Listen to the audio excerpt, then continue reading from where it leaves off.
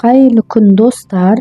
Бүгін өте қарапайым үй жағдайында қолда бар ингредиенттермен оңай әрі 5 минутта дайындалатын шоколадты пирогтың рецептісімен бөлісетін боламын.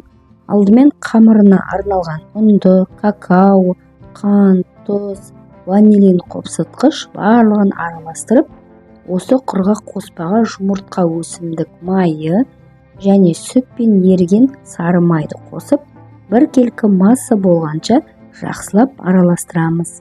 Форманы алдын ала сары маймен майлап аламыз. Енді формаға дайын қамыр массасын құямыз. Оны алдын ала қыздырылған пешке 170 градуста 45 минутқа пісіріп аламыз. Салқындатылған пирогтың үстіне шоколадты помада құйдым.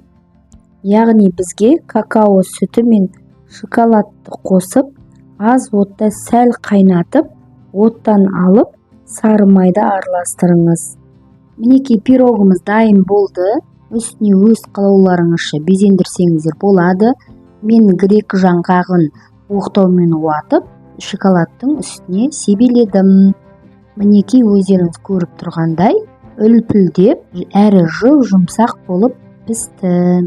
Рецепт ұнаса, менің каналыма тіркеліп, лайк басып, комментарий қалдыруларыңызды ұмытпаңыздар.